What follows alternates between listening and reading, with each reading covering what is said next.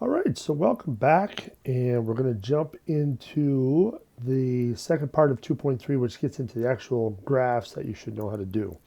So there was two of them. So one of them was the frequency polygon, and this is a graph that uses line segments connected to points directly above class midpoint values. So a variation is, of course, the relative frequency polygon. So we have already kind of looked at these graphs before, so we have the frequencies, and then we have the midpoints across the bottom. Same idea for the relative. The only difference is we have our percentages on the vertical axis. On the horizontal, we still have our midpoints. All right. So now let's draw one. So if we turn the page here,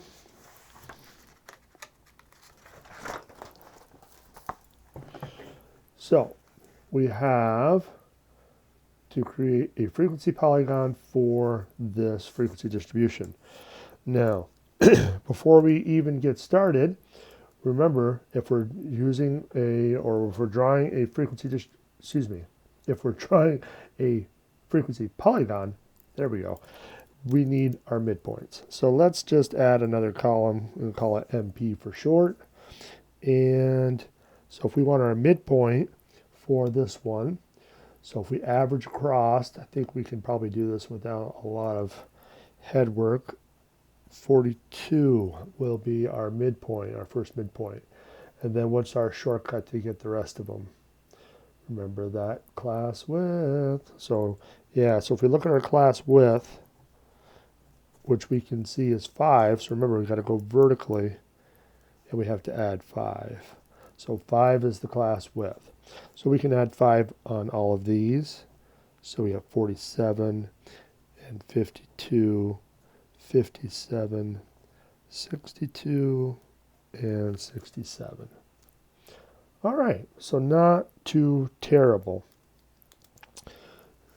So now if we go to the graphing part of it, so across the bottom, now for a frequency polygon, it's a little different than a histogram. A histogram we started labeling right underneath the vertical axis. For a frequency polygon, I would advise you don't do that. You want to actually start over one dash. So if we label across the bottom first our midpoints, so I'm going to start on the first dash for 42, and then 47, 52, 57.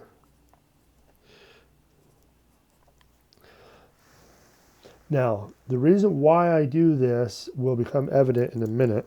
This one seems to be a little bit off kilter, so let me just kind of move it a little bit. So 42. All right, so each dash is labeled with a midpoint across the bottom, and again, these are ages for the presidents. And so now we got to do our vertical, which is our frequency. So remember, our highest frequency, we want to make sure we're covered. So this is 13. So let's just see how many boxes we have. It looks like we probably have enough. So 1, 2, 3, 4, 5, 6, 7, 8, 9, 10, 11, 12, 13, 14. Yeah, we have plenty. So I'm going to label by 2 just to save some time. And then don't forget to label.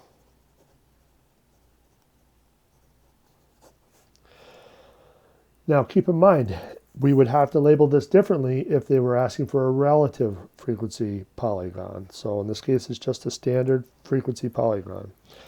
Now comes the fun part. So we need to identify all of our frequencies for the different midpoints. So the first one is a frequency of 2. So we'll put a dot right above 42 next to 2. Then we got to go to 7. 12, 13, 7, and 3. All right. That's the bulk of it, but now we got to connect the dots. Now, if you're not, you can't draw straight lines, use a ruler, whatever you need. If you can fake it pretty well, then that's good.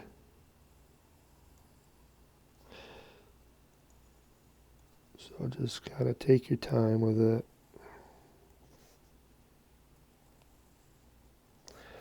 So there's the bulk of it, but now here comes the catch. Because it's a frequency polygon, if you know the definition of a polygon, it means that all the sides are closed in, so everything's all connected. There's no way inside. So this isn't closed because we got these open spaces down here at the bottom. Oops, I'll get it. So how we finish it off is we have to kind of close it. And I like to just kind of go right to where the two axes meet as my starting point, and then I'll go to the first dot. And over here, it's the same idea. I like to pretend that there's going to be another one, even though there's not in this case, and just extend it down through there. So that closes it off, and so now we have our frequency polygon. All right, not too terrible. But again, those midpoints are the key. You got to have those midpoints. All right, so let's do an example of a pie chart. So now we talked about a pie chart in the last video, but again, it depicts the different quantitative slices of a circle, size is proportional to the frequency count, etc., etc. So we have that. So if we wanted to create a circle graph, the first thing I would recommend is getting some percentages. You really want percentages to describe the pieces. That usually syncs better with people's minds when they think about pieces of a pie. So let's do that first. Now this is going to be very similar to what we did for finding relative frequencies. You can see we already got the total of 60 here. So we just got to transform all of these into a percentage. So if we divide 6 over 60, that's going to give you 10%. 8 out of 60, I believe, is 13.3. 34 out of 60, I believe, is 56.7. And then 12 out of 60 should be 20%.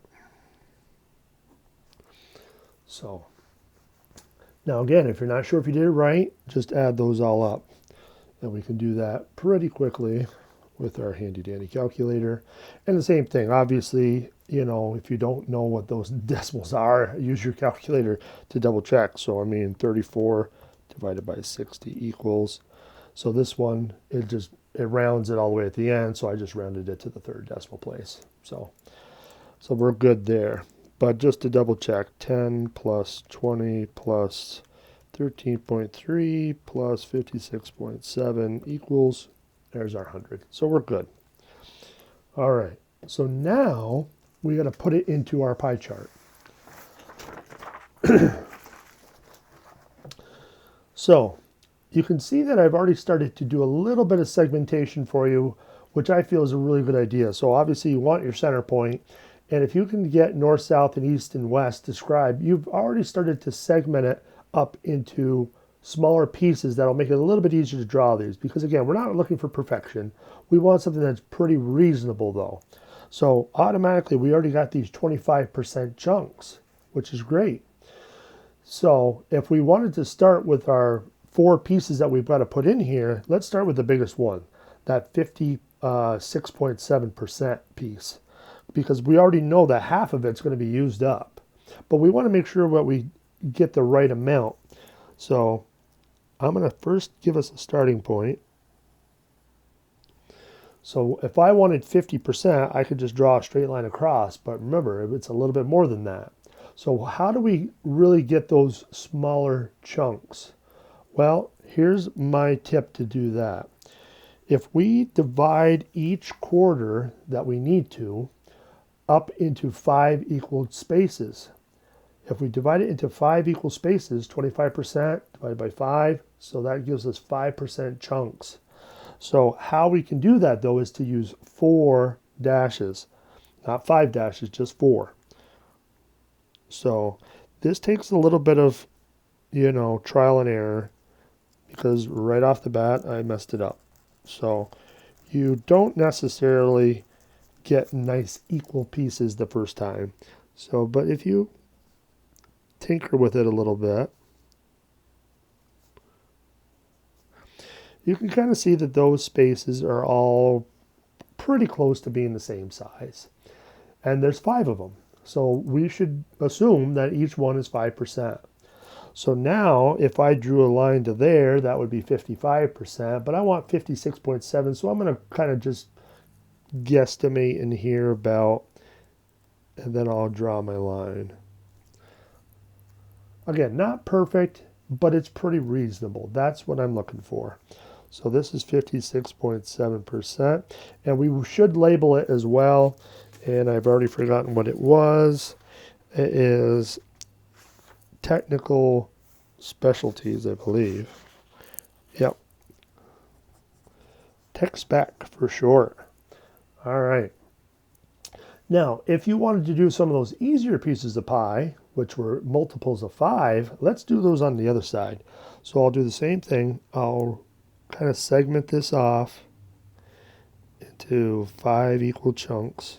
It's reasonable. I mean, they're not perfectly the same size, but they're pretty close. That's what you want. So we had a 10% piece.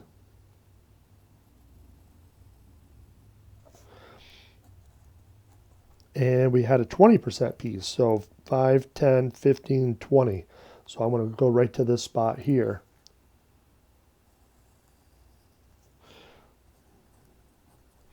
And if you recall, the last piece was 13.3.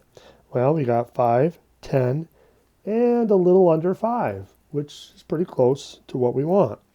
So 13.3%. And now just to finish it off, let's make sure we label it properly. So math was here. Only 10%. That's terrible.